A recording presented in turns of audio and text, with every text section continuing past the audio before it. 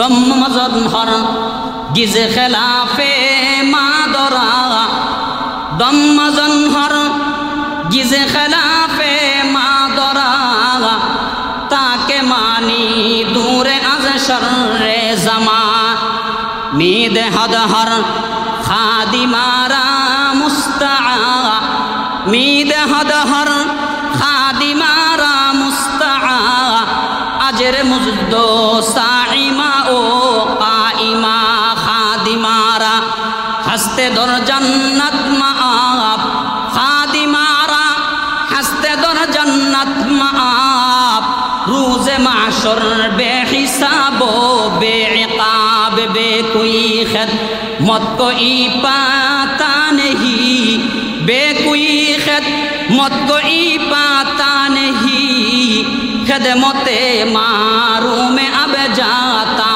নেহি। বলেন আল্লাহু আকবার। কবি কত সুন্দর করে বলেন, এই পৃথিবীর বুকে যদি কোনো সন্তান যদি দুনিয়াতে যদি মান ইজ্জত কামাই করতে চায় আর আখিরাতের ময়দানে যদি জান্নাত যদি ওই সন্তানটা যদি ইনকাম করতে চায়, তাহলে তার একটা মাত্র পথ হলো, এক নম্বরে আল্লাহর হক আদায় করবে, দুই নম্বরে তার মা বাবার হক ওই মুহূর্তে আদায় করবে। এক নম্বরে আল্লাহর হক আদায় করি, দ্বিতীয় নম্বরে আমারও তো একটা শরীর আছে, ঘুমাইয়া শরীরটার হকও আমি আদায় করি। কথা ক্লিয়ার বুঝায়? তিন নম্বর মা আপনার হক আদায় করার জন্য আমি বসে থাকি। তাফসীরের কিতাবের মধ্যে আছে, মা যখন মাঝে মধ্যে তাহাজ্জুদ নামাজ পড়ার জন্য যখন উঠেন, ওই সময়টা তো আশেক আর মাশুকের খেলা শেষ রাত্রে শুরু হয়ে যায়। মা যখন তাহাজ্জুদের ওয়াক্তে উঠে যখন আল্লাহর দরবারে যখন হাত উঠান, তখন মা তার সন্তানটার কথা বলেন, ওগো রব্বুল আলামিন, যেই সন্তানটা আরামের ঘুম হারাম করে আমার হক আদায় করার জন্য বসে থাকে, আমি মা হিসাবে আল্লাহ তোমার কাছে আমি আবদার জানায়া দিলাম, আল্লাহ দুনিয়া এবং আখিরাতে আল্লাহ আমার সন্তানটারে আল্লাহ তুমি কবুল করে না। বিসমিল্লাহির রহমানির রহিম।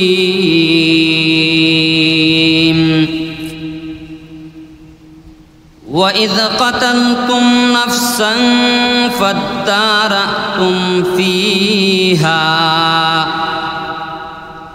وَاللَّهُ مُخْرِجٌ مَا كُنْتُمْ تَكْتُمُونَ فَقُلْنَا اضْرِبُوهُ بِبَعْضِهَا كَذَلِكَ يُحْيِي اللَّهُ الْمَوْتَى وَيُرِيكُمْ آيَاتِهِ لَعَلَّكُمْ تَعْقِلُونَ ثُمَّ قَسَتْ قُلُوبُكُمْ مِنْ بَعْدِ ذَلِكَ فَهِيَ كَالْحِجَارَةِ أَوْ أَشَدُّ قَسْوَةً وَإِنَّ مِنَ الْحِجَارَةِ لَمَا يَتَفَجَّرُ مِنْهُ الْأَنْهَارُ وَإِنَّ مِنْهَا لَمَا يَشَّقَّقُ فَيَخْرُجُ مِنْهُ الْمَاءُ وَإِنَّ مِنْهَا لَمَا يَهْبِطُ مِنْ خَشْيَةِ اللَّهِ وَمَا اللَّهُ بِغَافِلٍ عَمَّا تَعْمَلُونَ بارك الله لنا ولكم في القرآن العظيم ونفعنا وإياكم بالآيات والذكر الحكيم صلى الله على سيدنا ومولانا محمد وعلى آله وأصحابه وسلم لا إله إلا الله لا إله إلا الله لا إله إلا الله لا إله ইল্লাল্লাহ লা ইলাহা ইল্লাল্লাহ।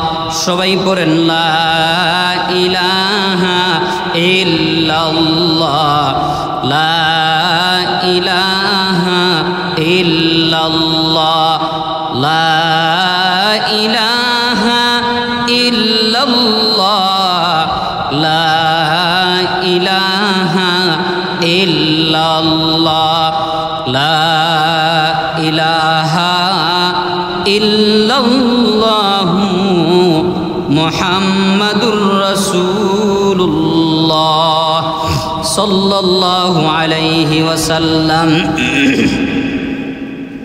আলহামদুলিল্লাহ, মহান আল্লাহ পাক রব্বুল আলামিনের দরবারে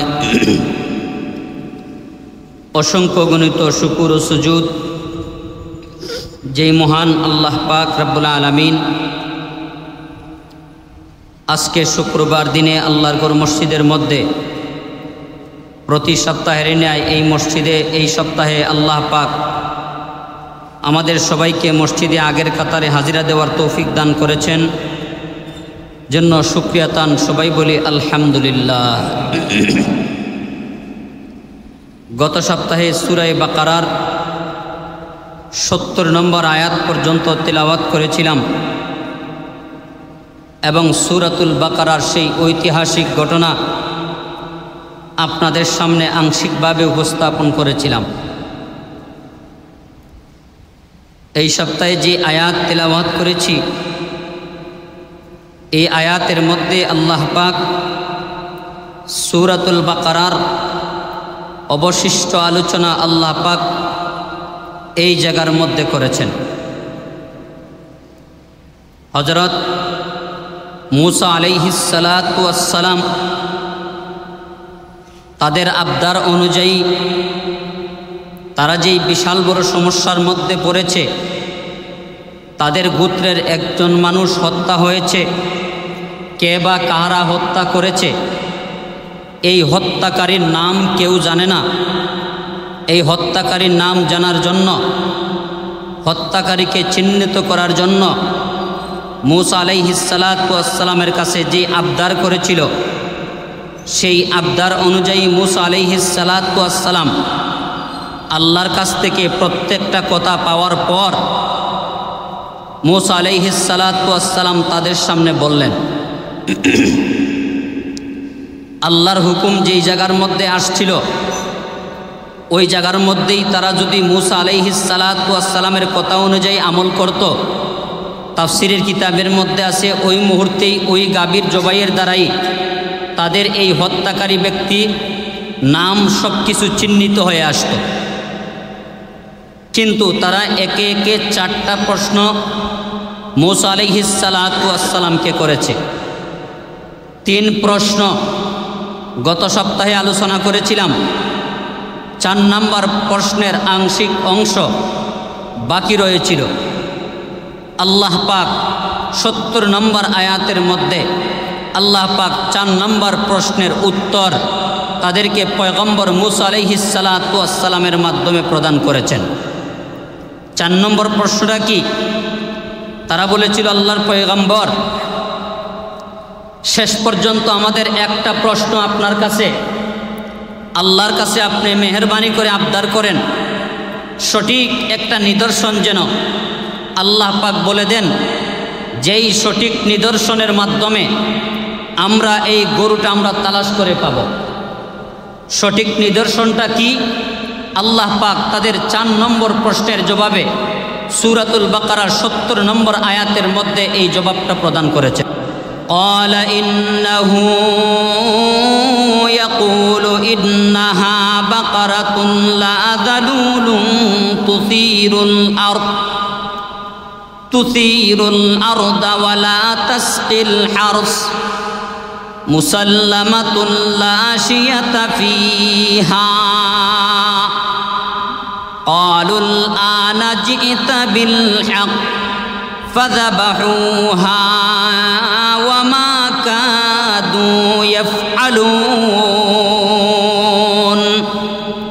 মূসা আলাইহিস সালাতু ওয়াস সালাম বললেন, লা দালুলুন তুসিরুল আরদা।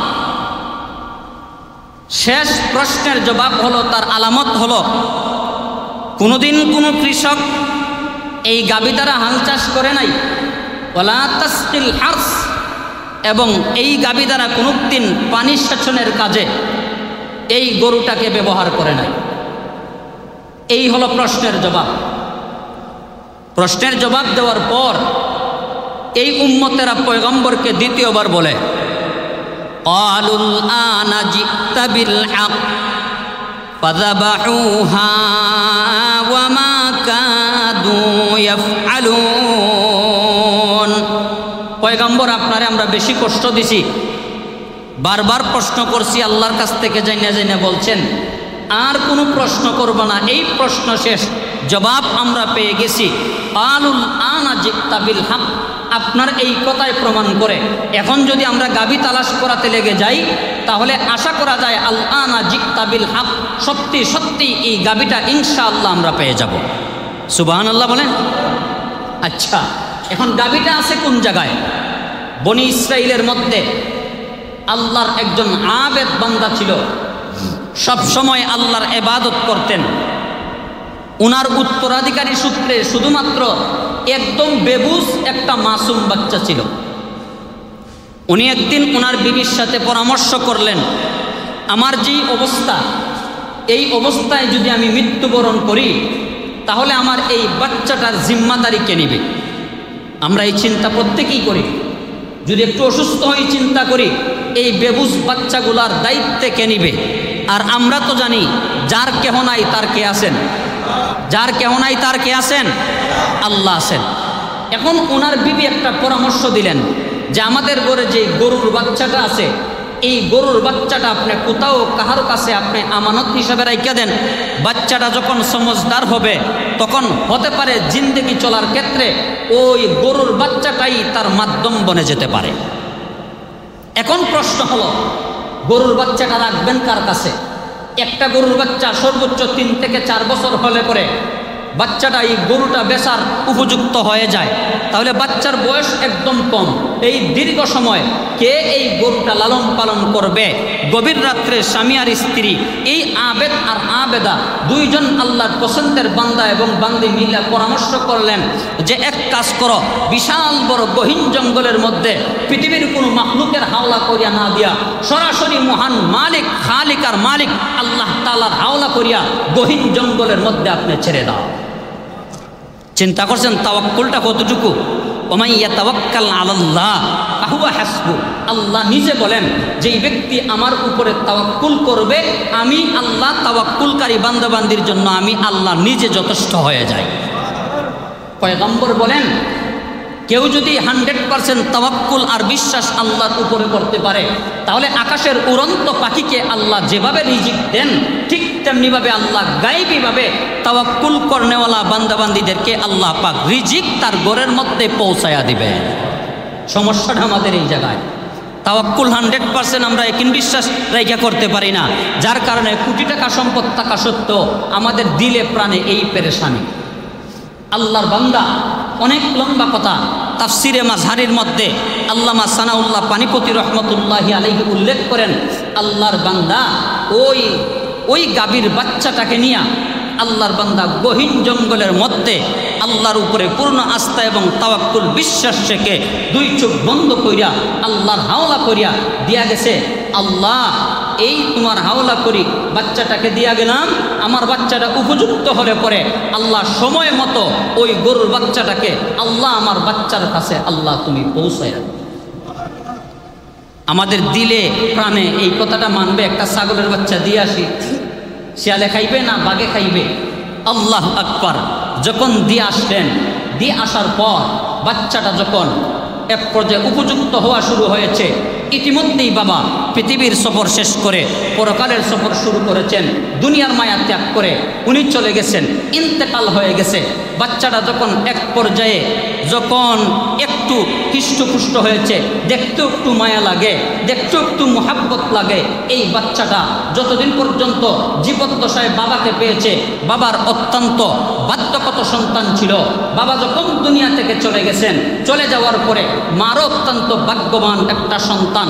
মা যখন দুই হাত তুলেন অনিচ্ছাগতভাবে, এই বাচ্চার আদব অনুযায়ী বাচ্চার খেদমত পাওয়ার পরে মা অনিচ্ছাগতভাবে হাত তুললে উনার দিল থেকে বাচ্চার নামটা মহান মালিকের আদালতের মধ্যে পৌঁছে যায়। এত বাধ্যগত সন্তান। এই সন্তানটার দুইটা রুটিন, একটা রুটিন রাতের, আরেকটা রুটিন দিনের। খুব খেয়াল করে কথাগুলো বুঝবেন। একটা রুটিন রাতের, আরেকটা রুটিন দিনের। রাতের রুটিন, বাচ্চাটা যখন রাত্র যখন হয় তখন ওই বাচ্চাটা রাত্রটাকে 3 ভাগ করে। সবাই বলেন কয় ভাগ করে? 3 ভাগ। প্রথম ভাগে বাচ্চাটা আল্লাহর ইবাদতে মশগুল হয়ে যায়। দ্বিতীয় ভাগে বাচ্চাটা একটু সময় ঘুমায়। 3 নম্বর ভাগে ফজরের আগ পর্যন্ত তার মায়ের মাথার পাশে যাইয়া বসে থাকে। কেন? ওয়াকাযা রাব্বুকা আল্লা তা'বুদু ইল্লা ইয়্যাহু ওয়া বিল ওয়ালিদাইনি ইহসানা।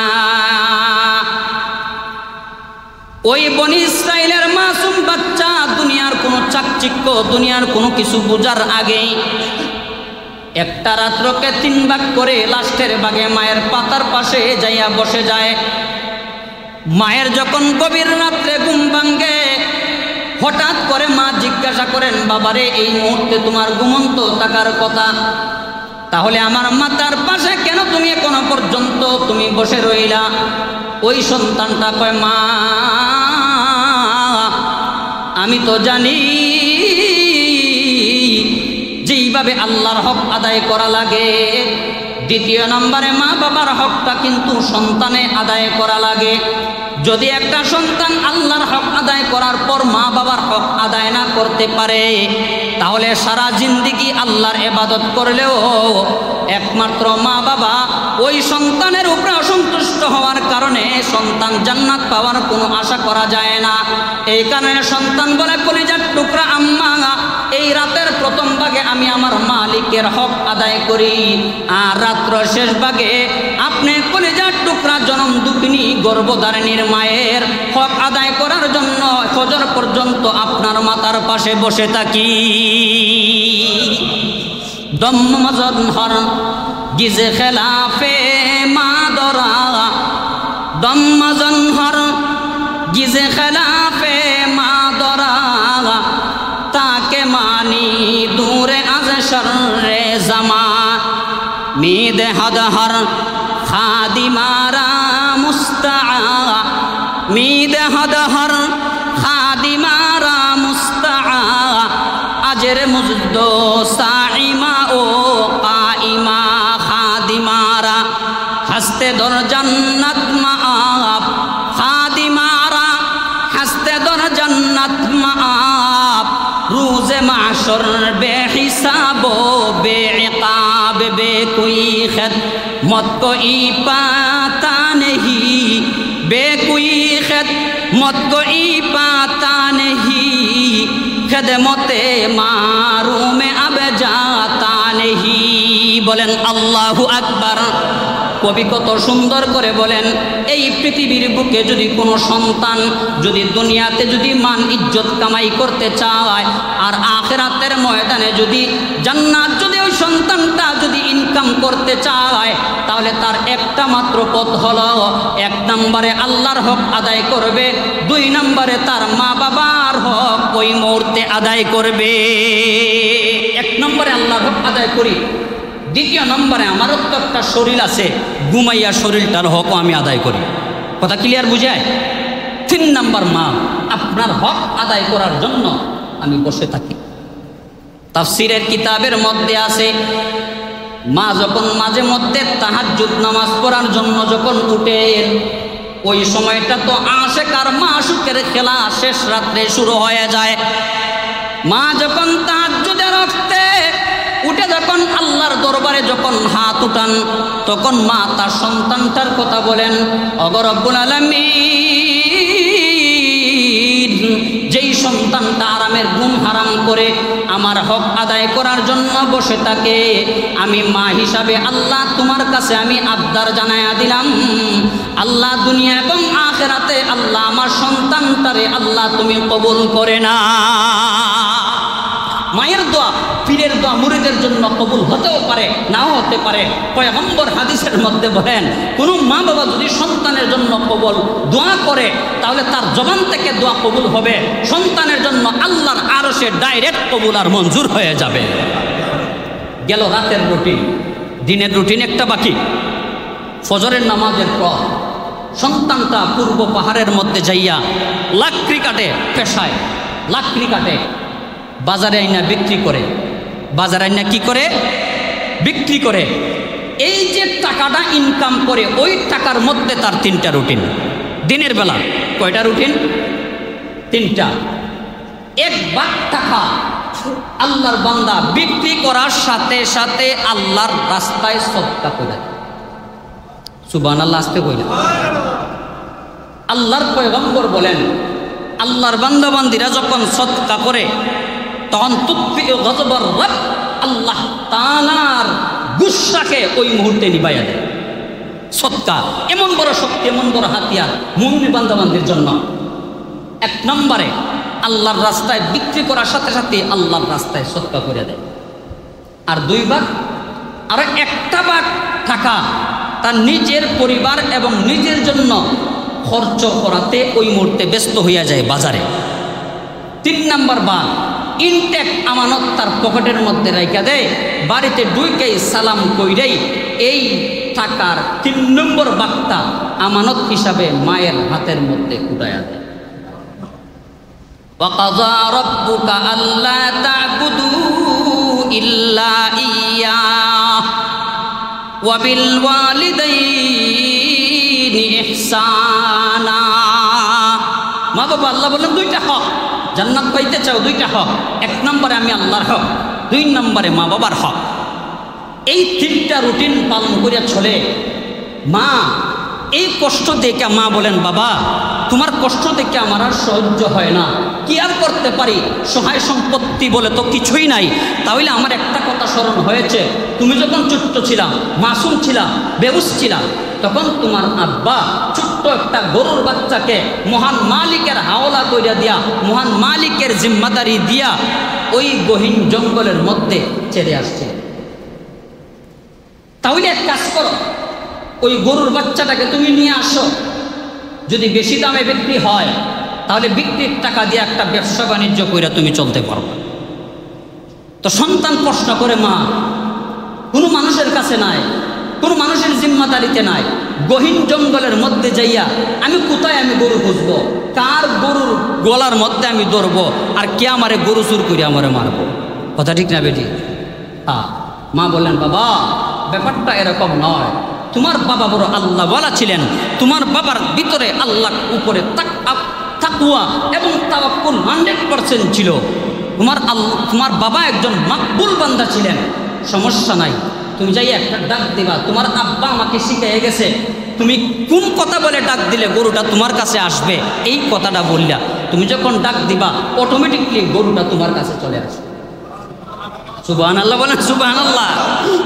আল্লাহর বান্দা কয়, মা ডাকটা কি? তুমি বইলা ডাক দিবা, হো ইব্রাহিম খলিলুল্লাহ এবং ইসমাইল জাবিহুল্লাহর মাবুদ, আমার আব্বা যে গরুর বাচ্চাটা দিয়ে গেছিলেন, আল্লাহ মেহরবানি করে আপন দয়ায় এই গরুর বাচ্চাটা আল্লাহ আমার হাতে ফিরাইয়া দাও। হাদিস শরীফের মধ্যে আছে, পয়গম্বর বলেন, এই আল্লাহর বান্দা যখন গহীন জঙ্গলের মধ্যে গেছে, যাওয়ার পরে যখন এই গরুটার নাম দুইরা এভাবে বইলা যখন ডাক দিয়েছে, সাথে সাথে গহীন জঙ্গলের মধ্যখান থেকে সুন্দর একটা গাভীর বাচ্চা চলে আসছে। ওই বাচ্চাটা জিন্দেগিতে কোনোদিন এমন সুন্দর গরু তার 2 চোখে আর দেখে না। কোন গরু? ওই গরু। তাফসীরের কিতাবের মধ্যে আছে, ওই গরুটা যখন তার চোখের সামনে আসছে, ওই গরুটার কালার কিন্তু গাঢ় হলুদ বর্ণের কালার। কিতাবের মধ্যে আছে সূর্য পূর্ব দিক থেকে ওঠার সাথে সাথে ওই সূর্যের যেমন একটা কিরণ আলো থাকে, ওই কিরণ আলোটা, সুন্দর আলোটা, সূর্যের আলোটা যেন ওই গাভীর বাচ্চার বডি থেকে তার চোখের সামনে ভেসে আসছে। সূর্যের আলো যেন আসতেছে, এত সুন্দর লাগে। হঠাৎ করে জড়াইয়া ধরছে, তার গলার মধ্যে নিয়ে আসতেছে। আল্লাহু আকবার, আল্লাহ। গাভী আস্তে আস্তে কয়, বাচ্চায় কয়, পশু কথা বলে তার সাথে, ও আল্লাহর বান্দা, মায়ের বাধ্যগত সন্তান, তুমি যদি এই মুহূর্তে চাও আমার পিঠের মধ্যে উঠে তুমি তোমার বাড়ির মধ্যে তুমি আরামে যাইতে পারবা। কারণ আমি এমন একটা মাখলুক, জিন্দেগিতে কোনো মাখলুকের হাতে কোনোদিন কোনো কাজের মধ্যে আমি ব্যবহার হই নাই। জিন্দেগিতে পৃথিবীর কোনো মাখলুক আমার পিঠের মধ্যে একটা আঘাত পর্যন্ত করে নাই। জিন্দেগিতে অন্য কোনো মাখলুক আমার সাথে ঝগড়া ফাসাদেও লিপ্ত হয় নাই। ও আল্লাহর বান্দা, তুমি যদি চাও আমার পিঠের মধ্যে উঠে তোমার বাড়ি পর্যন্ত তুমি ওই মুহূর্তে আরাম আয়েসে যাইতে পারবা। কথা শুই না কয়, গাভী দেখে আমার কথা কয়, বাচ্চাটা তো বয়স বেশি না। না না না না, এটা হবে না। আমার আম্মা বলেছেন তোমাকে গলায় দইরা নিয়ে যাইতে, তোমার পিঠে উঠলে আমার আম্মার কথার বিরোধিতা হবে। আমি সন্তান হিসাবে আম্মার কথার বাহিরে আমি যাইতে পারি না। সুবহানাল্লাহ, জোরে বলেন। মা বলেছেন যেই কথা, এই কথা। আল্লাহ আকবার। গাভীটা রিটার্ন জবাব দেয়, ও আল্লাহর বান্দা, মায়ের কথার বাহিরে যাইয়া তুমি যদি একটা বার আমার পিঠের উপরে সওয়ার হইতা, কিয়ামত পর্যন্ত আল্লাহ তোমার হায়াত দিলেও আমি কোনোদিন তোমার ঘরের মধ্যে পালা মানিয়ে আমি থাকতে পারতাম না। আমি একটা জঙ্গলি গরু, থাকতে পারতাম না। মায়ের বাধ্যগত হওয়ার কারণে, মায়ের কথাটাকে মূল্যায়ন করার কারণে আল্লাহ পাক আমাকে আদেশ করেছেন, তুমি যেভাবে চালাও আমি যেন সেভাবে চলি। আল্লাহু আকবার। লম্বা কথা, সময় আমাকে পারপাস দিতেছে না। আল্লাহর বান্দা মায়ের কাছে যখন নিয়ে গেছে, চতুর্দিক থেকে মানুষে ঘেরাও দিয়া দিছে। এত সুন্দর গরু আমাদের কাছে নাই, এত সুন্দর গরু আমাদের বাড়িতে দেখা যায় নাই, এত সুন্দর গরু পৃথিবীর কোনো বাজার হাটে দেখা যায় নাই।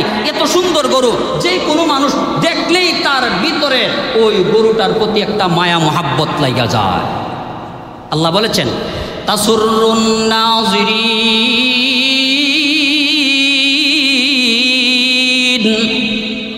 আল্লাহ বলেছিলেন এমন গাভী জবাই করা লাগবে যে গাভীটা যে কোনো দর্শনার্থী যদি দেখে সাথে সাথে তার চোখের মধ্যে মায়া মোহাব্বত লেগে যায়। এমন গরু হতে হবে। আল্লাহু আকবার। যে দেখে তারই মায়া লাগিয়া যায়, যে দেখে তারই মায়া লাগিয়া যায়। এখন সন্তান কয়, আম্মা আমার তো আব্বা নাই, শুধুমাত্র আপনি আছেন, বড় ভাই নাই, কোনো চাচা নাই। এত সুন্দর গরুটা কোন রিক্সে ঘরের মধ্যে রাইকা আমরা গরু ঘুমাইতে পারি? রিক্স না? এত সুন্দর গরু, চতুর্দিক থেকে মানুষ আসে। মা বলেন, এক কাজ করো, যেই উদ্দেশ্যে তোমাকে জঙ্গে ফাটাইছিলাম ওই উদ্দেশ্যটাতেই আমরা থাকি। তুমি এক কাজ করো, ওই গরুটা নিয়ে তুমি বাজারে যাও। বাজারে গেলে পরে 3 দিনারে তুমি বিক্রি করে দিবা। তবে শর্ত হলো, কেউ যদি 3 দিনারে ক্রয় করতে চায়, একটা শর্ত রাখবা, আমি মায়ের কাছে আরেকবার অনুমোদন তুমি নিবা। শর্তটা বুঝতে পারছেন? আমার কাছ থেকে 3 দিনারে বিক্রি করবার ঠিক, কিন্তু অনুমতিটা আমার লাগবে। আল্লাহু আকবার। আল্লাহ গাভীটা নিয়ে বাজারে গেছে। বাজারে যাইয়া দাঁড়ানোর সাথে সাথে সুন্দর চেহারাওয়ালা, নুরানি চেহারাওয়ালা একজন লোক সামনে আসছে। আসার পরে কয়, ও আল্লাহর বান্দা, তোমার গরুটা আমার পছন্দ হয়েছে, তুমি বিক্রি করবানি? আমি একজন খরিদ্দার। বিক্রি করলে বলো। অবশ্যই বিক্রি করব। ওই দাম হলো 3 দিনার। ওই সত্য বেশি ক্রেতা বলে আমি কিনলাম, টাকা দিয়ে দিমু। তাহলে কথা আছে, আমার মায়ের কাছে যাব, আমার মা যদি 3 দিনারে অনুমতি দেন, এই মুহূর্তে তোমাকে আমি দান করে দিমু, দিয়া দিমু, তুমি একটু তারাই তৈরি এখান। ওই শ্রদ্ধা বেশি ক্রেতা আল্লাহর বান্দা ওই বাচ্চাটাকে বলে, তোমাকে আমি 3 দিনার নয় 6 দিনার দিব, তবে আমার একটা শর্ত হলো, এই মুহূর্তে তোমার মায়ের কাছে যাওয়ার আগে আগে তুমি এই মুহূর্তে আমাকে দিয়া দিতে হবে। ওই সন্তানটা বলে, আপনি আমাকে 6 দিনার নয় 6000 দিনারও যদি দেন, আমার মায়ের অনুমতি ছাড়া আমি আপনার কাছে গাভীটা হস্তান্তর করতে পারবো না। হবে না, আপনার যতই পারান হবে না, মায়ের অনুমতি লাগবে। তাহলে যাও। মার কাছে যাইয়া কয়, আম্মা 3 দিনারে রাজি হইছে আল্লাহর বান্দা, তবে আপনার অনুমতির কথা বলছিলাম বিদায় 6 দিনার দিবে। মা এখন যদি বলে 6 দিনার দিবে, তাহলে এখন দিয়া দিব? মা বললেন, না বাবা, আবারও তুমি আমার কাছে আসা লাগবে। আল্লাহু আকবার। আল্লাহর বান্দা যখন বাজারের মধ্যে আবার গিয়েছে, যাওয়ার পরে দেখে ছদ্মবেশী ওই ক্রেতা নুরানি চেহারাওয়ালা লোকটা গাভীর পাশের মধ্যেই আলিফের মতন দাঁড়িয়ে আছে। গাভী আল্লাহর বান্দায় নিবে। ওই ছদ্মবেশী ক্রেতা বলে, তোমার মা কি বলেছেন? ও বলেছেন আপনি 6 দিনার বলছেন, অসুবিধা নাই, আপনাকে দেয়া দিব। তবে আপনি যদি 6 দিনারে রাজি হন, তাহলে আমার মায়ের কাছে আরেকটা অনুমতি পাস লাগবে। সুবহানাল্লাহ বলেন। ওই আল্লাহর বান্দা ছদ্মবেশী ক্রেতা বলে, তাহলে যাও। মায়ের কাছে যাওয়ার পরে বলে, মা 6 দিনার নয় 6 দিনারকে 2 গুণ করে 12 দিনার আমাকে দেয়া দিবে। তবে আল্লাহর বান্দা শর্ত দিয়েছে আপনার অনুমতি ছাড়া ওই গাভীটা তাকে দিয়া দিতে। মা বললেন, কলিজার টুকরা সন্তান, পৃথিবীর কোনো মানুষ এমন কোনো আচরণ তোমার সাথে করতে পারে না। আমার মনে হয় ওই ক্রেতা ছদ্মবেশে পৃথিবীর কোনো বাসিন্দা নয়, উনি হচ্ছেন আল্লাহর তরফ থেকে আসমানের বাসিন্দা, সরাসরি নূরের তৈরি ফেরেশতা। তোমাকে টেস্ট করার জন্য আসছেন, সাবধান, তুমি গায়েল হইবা না, নরম হইবা না, গাভীটা তুমি দিও না, তুমি আবার তার কাছে। আল্লাহু আকবার। আল্লাহ 3 নম্বর বার বাজারের মধ্যে গিয়েছেন। এবার গাভীর কথা একটু মাইনাস করে ওই ছদ্মবেশী ফেরেশতা তাকে জিজ্ঞাসা করেন, তোমার মা ঘরে আছেন? বলে হ্যাঁ। তোমার আব্বা ঘরে আছেন? বলে হ্যাঁ। আমার আব্বা ছিলেন, তবে আমি বুঝদার হওয়ার পর থেকে আব্বার চেহারাটা আমি দেখি নাই, ভালো করে মনে নাই বাবার ছাড়া, তবে আমি মায়ের পাশে আমি সবসময় থাকি। বলে মার কতটুকু হুকুম মানো? কয়, মায়ের হুকুম তো আমি মানি, মায়ের খেদমতও তো আমি করি, কারণ আমি তো জানি ওয়াকাযা রাব্বুকা আল্লা তা'বুদু ইল্লা ইয়্যাহু ওয়া বিল ওয়ালিদাইনি ইহসানা ইম্মা ইয়াবলুগান্না ইনদাকাল কিবারা আহাদুহুমা আও কিলাহুমা ফালা তাকুল লাহুমা উফফিন ওয়ালা তানহারহুমা ওয়া কুল লাহুমা কাওলান কারীমা। আল্লাহু আকবার। পৃথিবীর যে কোনো সন্তান হোক, 2 নম্বরে শুধু মা বাবার হুকুম মানলে হবে না, মা বাবার সাথে এমন নরম আচরণ করতে হবে, যেই নরম আচরণ করলে পরে সাথে সাথে ওই সন্তানের প্রতি মা এবং বাবা অটোমেটিকলি খুশি হইয়া যান। দেখেন, সন্তান মা বাবারে এমন ম্যানেজ করা করছে, মারে এমন ম্যানেজ করা করছে, মা হাত উঠাইয়া অনিচ্ছাগত বলবে, কিছু বললেই সন্তানের কথা বাইরিয়া যায়। আপনারা জানেন, ইস্ট ইন্ডিয়া কোম্পানি যখন এই দেশ শাসন করে, মুসলমানদের উপরে যখন নির্যাতনের স্টিম রুলার চালিয়ে দিয়েছে, ওই মুহূর্তে কয়েকজন মুসলমানের বাচ্চাকে ধরে খোলা একটা মাঠের মধ্যে নিয়ে গেছে, নিজের হাতে গুলি কইরা তাদেরকে চিরতরে দুনিয়া থেকে বিদায় করে দেবে। নাউজুবিল্লাহ বলেন। একজন আল্লাহর বান্দা একদম কাতারের পিছনের মধ্যে দাঁড়াইছে, তবে তার পিছনে আরো গুটি কয়েকজন মানুষ দাঁড়াইয়া আছে। তাদের চাইল হলো প্রথম জনের বুকের মধ্যে গুলি করবে, একবারে লাস্টে যে থাকবে তার পিঠ দিয়া বের হবে। অর্থাৎ এই লাইনের মধ্যে যারা আছে, কেউ আর পৃথিবীর বুকে বেঁচে থাকতে পারবে না। আল্লাহর বান্দা যখন নিয়ে দাঁড়াইছে, দাঁড় করাইছে, দাঁড় করায় যখন গুলি করছে, গুলি করার সাথে সাথে সব জমিনের মধ্যে লুটাইয়া পড়ছে, সেও লুটাইয়া পড়ছে। পরে যখন মুসলমানেরা যখন লাশ কুড়িয়ে আনতে গেছে, তখন থেকে তার গায়ে হাত দেওয়ার সাথে সাথে আল্লাহর বান্দা যেমন জিন্দা হইয়া তাদের সামনে দাঁড়াইয়া গেছে। সুবহানাল্লাহ বলেন, সুবহানাল্লাহ বলেন। আশ্চর্য হইয়া গেছে, তোমার সামনের লোকটাও গুলির আঘাতে মারা গেল, পিছনের লোকটাও গুলিতে আঘাতে মারা গেল, মধ্যকান্তিয়া তুমি কেমনে বাইসা রইলা? তোমার পিঠেও কোনো গুলি নাই, পেটেও কোনো গুলি নাই, বুকেও কোনো গুলি নাই, তুমি কিভাবে দুনিয়ার মধ্যে বেঁচে থাকবে?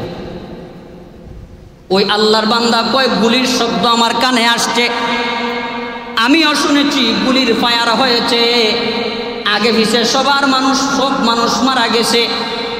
এই মুহূর্তে যদি তাদের সাথে যদি আমিও মাটির মধ্যে লুটায় না পড়ি, তাহলে ইংরেজ লাল কুত্তার বাহিনীরা দ্বিতীয়বার আমার বুকের মধ্যে গুলি করবে। এই কারণে তাদের সাথে তাল মিলাইতে যাইয়া জমিনের মধ্যে আমি ভইরা গেছি।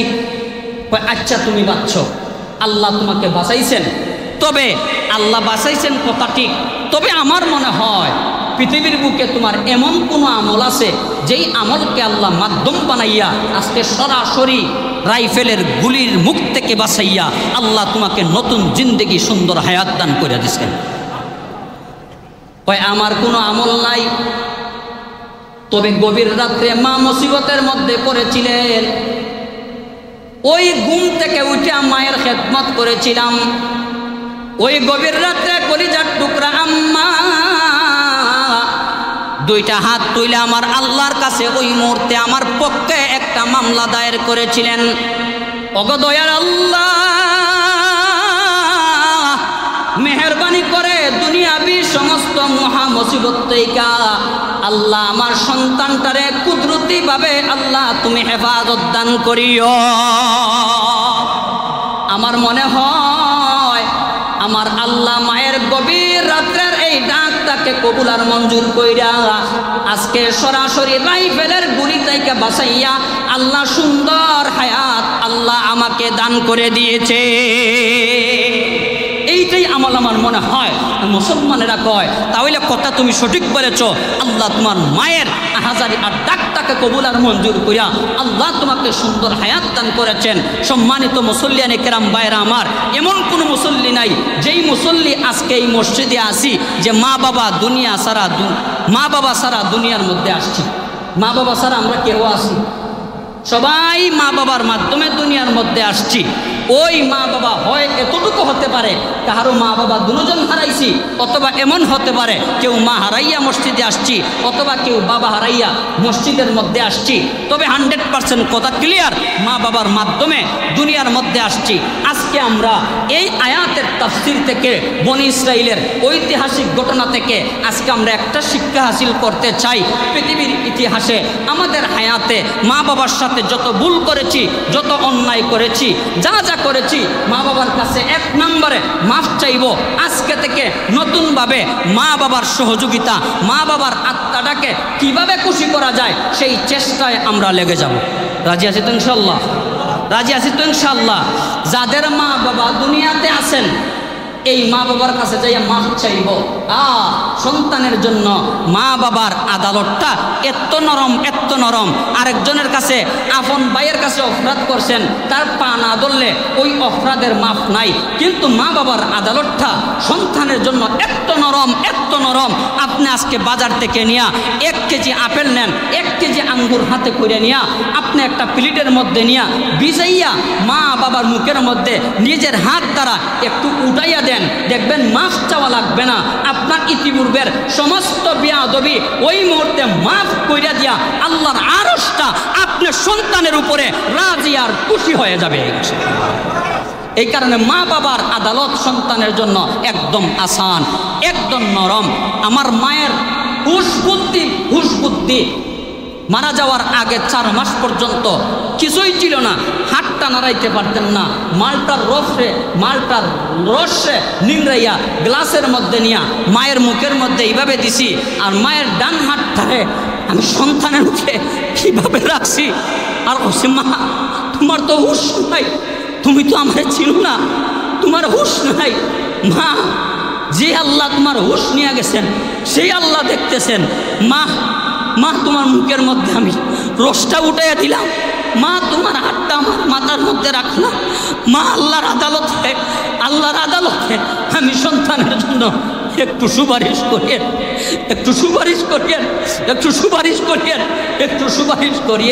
ঠান্ডার রাত্রে যখন মায়ের পাশের মধ্যে যখন মায়ের প্রস্রাব পায়খানা যখন পরিষ্কার করি, তখন মায়ের কানে কানে বলছি, মা আপনার হুঁশ নাই, যেই আল্লাহ আপনার হুঁশ নিয়ে গেছেন সেই আল্লাহ সব কিছু দেখতেছেন। আপনার প্রস্রাব আপনার পায়খানা নিজের হাত দিয়ে পরিষ্কার করতেছি। মা মেহরবানি করিয়া আল্লাহর কাছে আমি সন্তানের জন্য একটু সুপারিশ করিয়েন, একটু সুপারিশ করিয়েন। আমি মনে করি আজকে মিম্বরের মধ্যে আপনাদের সাথে সামনে আমি কথা বলি, আল্লাহর কসম আমার কোনো যোগ্যতা নাই, আমার কোনো যোগ্যতা নাই, আমার কোনো এলিম নাই। তবে আমার দিলের ভিতরে কিনার বিশ্বাস, মায়ের কিছু খেদমত করেছি, মনে হয় আল্লাহর দরবারে কিছু সুপারিশ করেছেন, ওই সুপারিশ মনে হয় কবুল হয়েছে, যার কারণে আজও পর্যন্ত এই মিম্বরে বৈশা কুরআন পড়ি। আপনাদের সামনে দু চারটা কথা আমি গুনাহগার আপনাদের সামনে আমি রাখি। আপনারা আমার মায়ের জন্য দোয়া করবেন, আমার জন্য দোয়া করবেন। এলিম আমল বলতে কিছুই নাই, শুধুমাত্র মা বাবার হৃদয় নিংড়ানো কিছু দোয়া হয়তো আমি সন্তানের উপরে আছে, যার কারণে আমি আপনাদের সামনে আমি বসি। অনেক দূর দূরান্ত থেকে আপনারা আসেন গুনাহগারের কিছু কথা বলার শোনার জন্য। আপনাদের জন্য আমি সবসময় দোয়া করি, আল্লাহ আমার ভিতরে তো কিছু নাই, আমার জবানে তো কিছু নাই, সব কিছু তো আল্লাহ তোমার দান, তোমার দান। যতগুলা বান্দার আল্লাহ কষ্ট করে এই মসজিদের মধ্যে দূর দূরান্ত থেকে আসে, আল্লাহ মেহরবানি করে আমারে যদি আল্লাহ জান্নাত মায়া কইরা দেও, আমার এই মুসল্লিরারেও আল্লাহ ওই জান্নাতের মধ্যে এইভাবে আল্লাহ এক জায়গায় আল্লাহ তুমি কইরা দিও। আমিন বলেন, আমিন বলেন। এই কারণে যাদের মা বাবা দুনিয়াতে আছেন, আমি আপনাদের কাছে করজোরে আমি আবেদন জানাই, ওই মা বাবার খেদমত ইনশাল্লাহ আপনারা করবেন। আর যাদের মা বাবা একজন আছেন আর একজন নাই, যে জনই আছেন নিয়ামত মনে করিয়া ওই নিয়ামতর কদর ইনশাল্লাহ করবেন।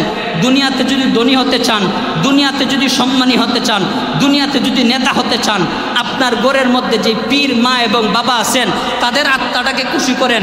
তাদের আত্মাটা যদি আপনার পক্ষে খুশি হয়ে যায়, তামাম পৃথিবী আপনার বিরুদ্ধে গিয়েও যদি ষড়যন্ত্র করে, আল্লাহ মহাবড় ষড়যন্ত্র থেকে মা বাবার আত্মা খুশি হওয়ার কারণে এই ষড়যন্ত্র থেকে আল্লাহ আপনাকে কুদরতিভাবে হেফাজত করে নেবেন। নাম্বার 2, যাদের মা বাবা নাই, এতিম যারা হইয়া গেছি, এই মা বাবার জন্য আমরা 1 নম্বরে আল্লাহর দরবারে দোয়া করতাম। দোয়াটা কি করতাম? আল্লাহ আমাদেরকে শিখিয়ে দিয়েছেন, রব্বির হামহুমা কামা রব্বায়ানি সগীরা। এই দোয়াটা আমরা করব। আর 2 নম্বরে যাদের মা বাবা নাই, ওই মা বাবা আমাদেরকে সহায় সম্পত্তি সব কিছু দিয়া গেছেন। বলেন মা বাবা কি 1 শতক জায়গা নিয়ে কবরে গেছেন?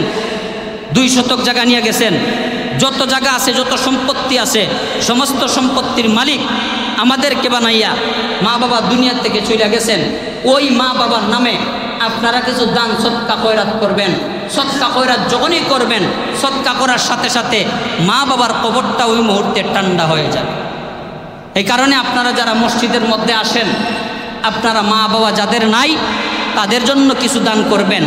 যাদের মা বাবা দুনিয়াতে আছেন তাদের নেক হায়াত বৃদ্ধির জন্য আপনারাও ইনশাল্লাহ মসজিদের মধ্যে সব সময় দানের হাত বাড়িয়ে দিবেন।